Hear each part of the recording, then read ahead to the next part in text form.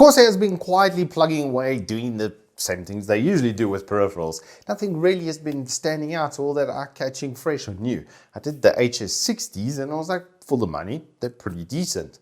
And I saw these with Dolby Atmos and a whole new wireless technology and thought, maybe something fresh and clean.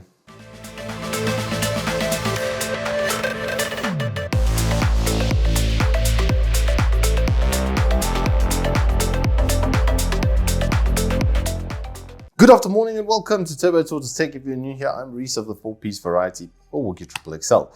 And I've been playing with the HS80s for a couple of days now. Had a number of other people try them on the head as well, because my Easter Island head really is a bit of a detractor for testing headsets. It's a bit of an oversight from myself, is just the enormity of this corp, because it's actually disruptive when it comes to testing for things like comfort, as it was here. The HS80 RGB wireless is a very simple setup though. It's not got like a huge amount of feature sets built into it, but the technology that's been put into it is of the highest quality. And I really like that direction. Instead of going with a whole bunch of superfluous things that you don't really need, you need a good headset with a good microphone for it to be a wireless headset, right? I mean, that's the primary function of the headset, is to hear and to be able to communicate. Those are its goals. Primary goals, and obviously not to be annoying while doing it with very uncomfortable setup. And so that's what Corsair set out to do here, and they've really achieved. Honestly, this has to be the best audio profile wise headset I've ever heard from them. But before we get too carried away, let's answer the question of what's in the box. Well, you get a very nice USB Type-C cable, which is going to be used for audio itself. It can be run off of the USB, so it is a 1.8 Type-C, nice to have. Then they do give you their dongle, which is quite big, I have to say. Normally 2.4s these days are in the mini sort of profile, so it was quite a big dongle out of box, and then the headset itself. The setup for the headset is more of that premium sort of effect where it's got full rotational cups. One of my friends commented he didn't like that. He much prefers them to be stiff. I just don't know what he's talking about. Well, he's got a very square head, so that's probably why. But for people that don't have round heads, then these can swivel and then obviously move in and out like that. The tilt on the side over here is decent. It's probably about 6 or 7 degrees. I'll check for the exact amounts on the website, but it's enough that if you are square-headed or round-headed, it's going to be able to swivel in and out independent of the headband itself. The headband as well is attached on the inside over here. It can be adjusted. This is on its absolute maximum, in which case it basically goes into the top of the headband over here.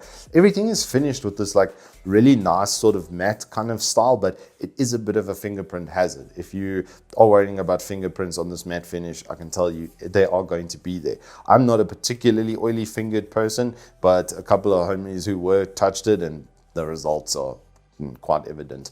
On the left-hand ear cup, you've also got the microphone attaching in and out like that. And then on the back there, you've got your power and then your volume control. And if I turn them on, you'll see that the microphone then lights up to note it's in use. And if I get it close enough to the microphone, I suspect you'll be able to hear.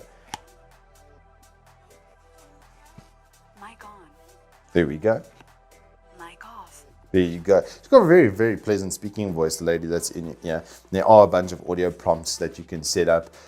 Speaking of, the software is incredibly good. Full equalizer control, multi-band equalizer in there. It does have some preset modes. Do not use the bass boost mode. You will get instant distortion, even at 50 volume. It's like really distorted. I'm surprised that that's actually a mode that Corsair is putting on there, because I could literally hear these drivers crying at me the moment that I enable them. So don't use that, just don't.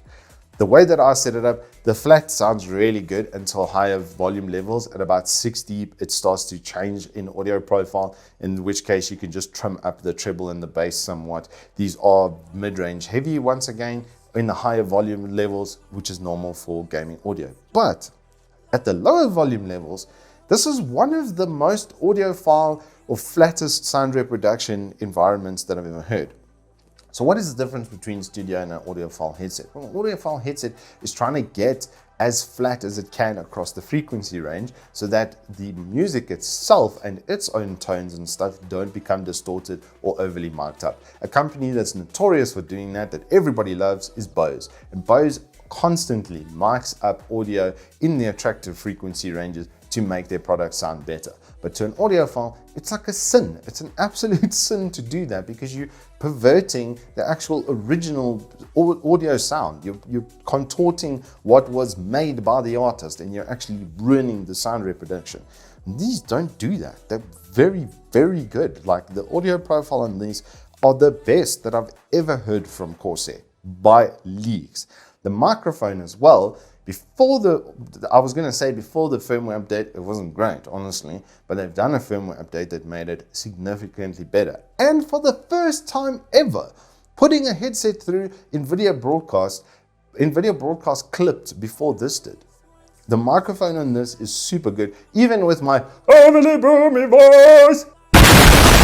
I've got some volume, okay, in this boomy voice. It didn't distort. I was actually really impressed with that it didn't distort. It's the first headset microphone that I've used that I can actually recommend and say, you could podcast with this, you could cast with this. If with a couple of tweaks, a little bit of audio processing, some voice meter banana magic, throw in some NVIDIA Broadcast maybe, it's going to be good.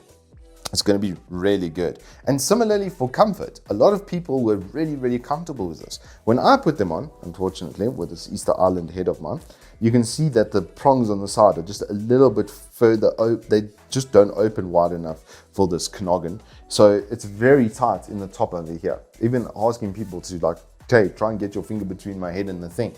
They were like shocked at how tight it is. But the bottom, it's actually open. You can actually see it's like open at the bottom over here. So it doesn't fit like my absolutely fat head. And the only way to adjust it is with a headband. So that's at maximum. There's nothing on the side. I can't help but feel this would have been better. Instead of doing the headband, do a soft pad in the middle over here, and then rather have these as the normal extending expansion types for people like myself that have ridiculously large noggins. I gotta say though, the choice of ear cup material was by far the best. I really don't like this pleather polyurethane sort of effect, especially in South Africa where things get viciously hot in the summers and then you've got this sweaty, sticky ear pad on your head. No, get that off of me. I'm gonna throw it into the wall. Get away from me. This is by far the best choice of materials. The headband as well, even as it sits, it is a very, very comfortable headset. The battery life as well was really convincing. On 50% charge, I did get a little over 9 hours. So that claim of about 20 hours battery life is very accurate. Even with LEDs on, I had them with the full RGB set going.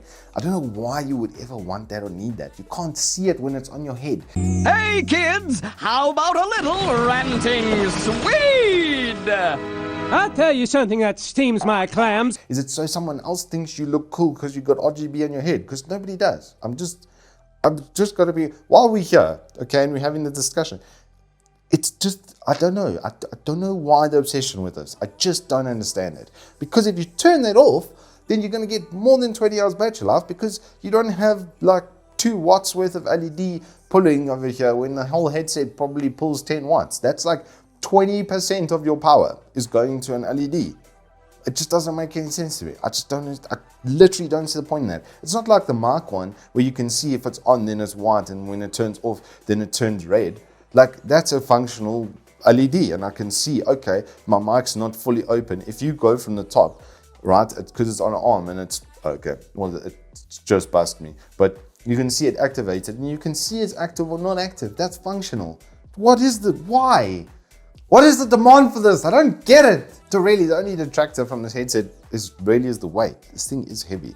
I did get a kitchen scale to do some weighing of components and stuff, but unfortunately the battery is flat, so we'll have to go get another one and then I'll be able to weigh stuff. But based on the side stuff, it is heavy. It is one of the heavier headsets that I've had to use. So if you want some free neck training as well with your product, nice little 2 for 1 there. Anywho, peoples of the palace, that is all I have for you today. If you have enjoyed it, please do hit us up with a like and subscribe. And I will see you on the flip side. Like you